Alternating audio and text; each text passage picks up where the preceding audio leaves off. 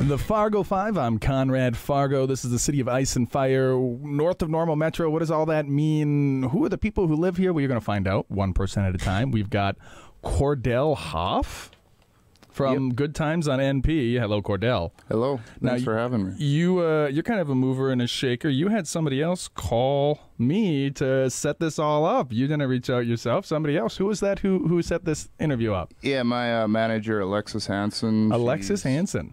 Keeps me on track. Yeah, well, she did a great job. We appreciate you coming in here.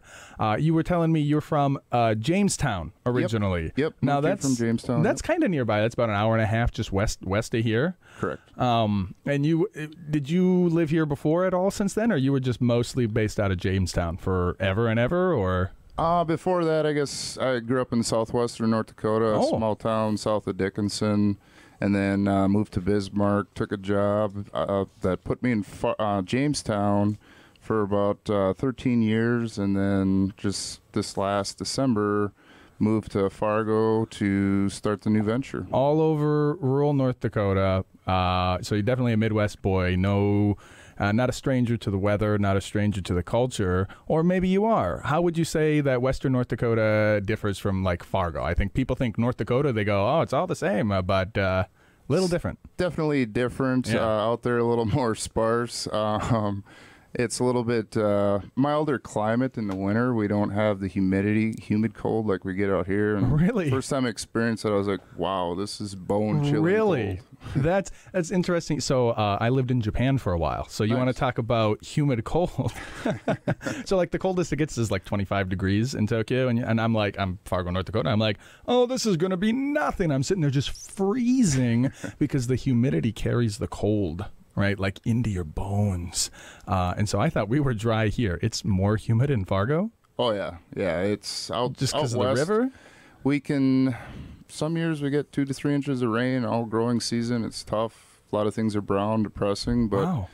The next year we could have 10 to 12 inches. It's kind of weird. When I think North Dakota, I do think agriculture, though. I mean, was there a lot of agriculture in your life growing up? Or? Oh, yeah. I spent 20 years in the egg industry. Even though it's already raining and all of that stuff. Yep. And so then you moved around and you said to yourself, I want to start a venture in the big city, Fargo, North Dakota. Now, you told me you had a friend out of Florida, so you meet a lot of different people. But Absolutely. you've never lived anywhere outside of North Dakota. No.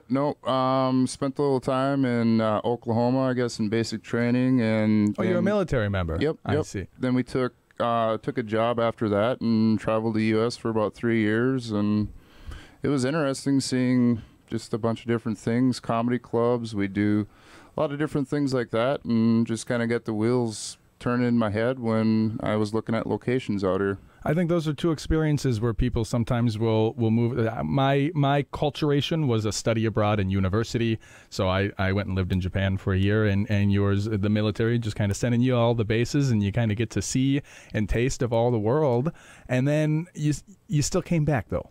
Yep. You saw the rest. You saw what the rest of the world had to offer, and you said, nah, I'm going home. Yeah, I'm pretty big on family, so that's kind of what drew me back. Yeah. And just the people up here. And so do you have family in Fargo here now, or you're just keeping them within arm's length, at least staying in North Dakota? Yeah, I got an aunt and uncle and some cousins that live here. Oh, that's great. That's great. And so when you decided you wanted to do this new venture, and we're kind of teasing it, I kind of like people are listening, like, new venture? What is this? What is this guy doing? What is it that made you, like, was this a long time in the works? Did you wake up one day? I want to really drill down on, like, when was it? When did that pregnancy happen? Right? When did the idea, begin to gestate in your mind? What was the first thought? I would say a couple years ago. Oh, really? There was quite a few changes that happened in my life, and just kind of wanted to look at some different outlets. And what were these changes? Can you share? Are they something? Yeah, anything public? My mom, she was diagnosed with lung disorder, and that's terrible.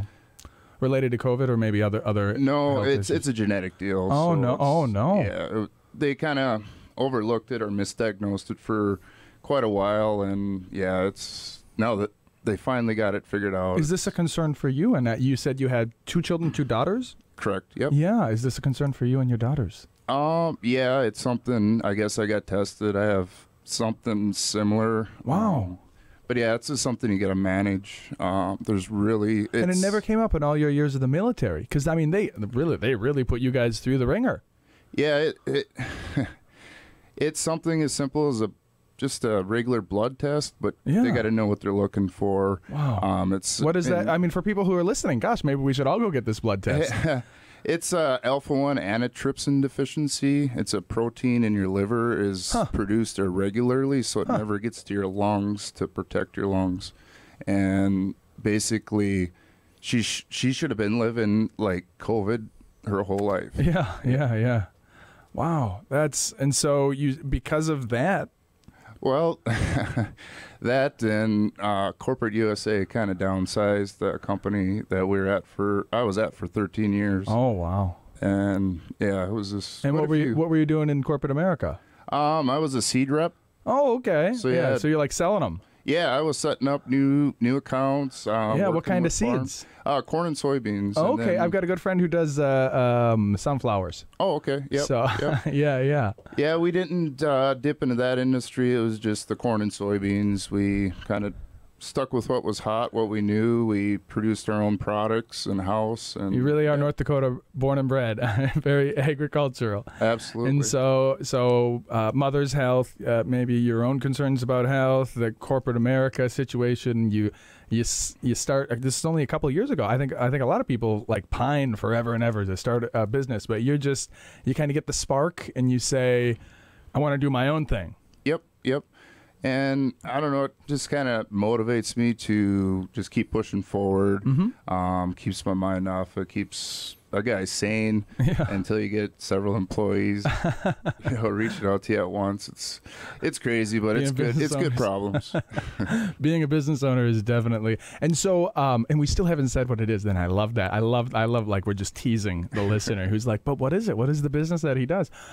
Did you know what business you wanted to do, or what was the first germination of? Was it like I got to be self-employed, or was it like I want to do this very specific thing on NP Avenue in Fargo, North Dakota? Like how did that all? I was working with a realtor, kind of looking at different areas, different locations, and to buy a home or a business. Business. Okay. Yep. We were looking at things over in Minnesota for a bit. We looked at a few spots in Moorhead, but just certain taxes kind of kept that from happening. So I decided to stay back in North Dakota. I do have another business in Jamestown that's been going for about 9 years now. That you've been running? Yeah. So you were already a business owner at the time. Yep. And you were like, let's do it again. Yep. Okay. Yep. So you were a business owner for 9 years, you said. Well, maybe more like 6 years at the time. Yep. And you also had a corporate job in addition to that? Yep. Okay. And you're in the military. I imagine the reserves. It's not a full-time, or is it a full-time military career you have on top of all this? I got injured early on. So, okay. Yeah, I got an honorable medical. So. Well, okay. Well, that's almost a nice place to be. Nobody wants to be injured, though. Yeah. So that's complicated. But okay, I think the picture is really taking shape. So you've got resources. You've got this business you're running, the corporate thing. After 13 years, you're tired of that, and you're like, all right, well, I already now have one business. And it was in the same industry? No, completely different. So what's the business you did for 6 years at that point? What was... I started a vape shop and we sell a lot of like CBD products, natural products that help with just a whole host. And so is that why you were looking in Minnesota? You maybe wanted to get into the THC world, or what were you? Yeah, I also did raise hemp. The first year in 2019. In North Dakota? Yeah, legally Cool. with the state. We actually had license number 1, and that was probably the hardest physical job I've ever done in my life. You had the first license? Yeah, number 1. You're like you're a trailblazer. 15, 18 of us that year. That's amazing. Yeah, it was definitely interesting with the egg background. Kind of threw everything out the window because it's a completely different animal when you're working with those products. I'll bet. Yeah, heavily regulated. Oh, yeah. Because you got to keep, because hemp, I mean, for those who don't know, and I mean, obviously you probably know about it more than I do, the marijuana plant has a male and a female, and one of them has the THC and the other one just doesn't, well, right? Actually, or no, is that... no. What defines hemp from a marijuana plant is the amount of THC content. Yeah. Dry weight basis. And even though it's low THC products with high CBD, if you go over a certain window, you can still go over that THC, and then it's that legal threshold, and then it becomes illegal. So it's not about the gender, because I know because plants have sex, right? Yep. You're the plant guy. Yep. So Yep. they There's have a male sex, and a female on right? And I thought that was. I mean, is that the larger determination, or not so much? It has nothing to do with that. No. Oh, No. okay. I'm glad to learn something new today. Yeah. Okay. So you got the vape shop. You're like, let's look into that in Minnesota. You're like, nah, maybe not so much. And then did you know you wanted to start something like Good Times, or you were looking to do a vape first? And then where did the idea, let's do Good Times? We were actually originally looking at doing a comedy club from the get-go. Yeah. Entertainment, keep it local. Yeah. Get the people involved. The first venture was going to be offering like kava, those type of natural botanical. Yeah. But got shut down real quick with the county. I don't even know what kava is. What is? It's a root of a plant that basically people use it for different things, like kava. For people that have alcoholism, it's a good transition, kind of keep them straight. Oh, okay. Create them. So it makes you a little loopy. Makes you relax and feel better. Yeah, it just keeps you, feeling, a little bit euphoric, but enough to be like, hey, I don't got to go back to those crutches. Well, and a lot of those, and I think because we make one thing illegal and then something else becomes big, right? And I think that's, does it compare to like kratom in any way, or is that something, I don't know what that is? Different. Kratom is actually a cousin of the coffee plant. Oh, really? Yeah, it's just probably the simplest thing, closest to like marijuana, hemp. To produce. I shouldn't say raise. It takes years and years. A lot of these trees are over 50 years old, and basically they take the leaf, they dry it, grind it up, and you get a powder. You can make tea out of it. You can get capsules. They have gummies. All kinds of mind-altering stuff.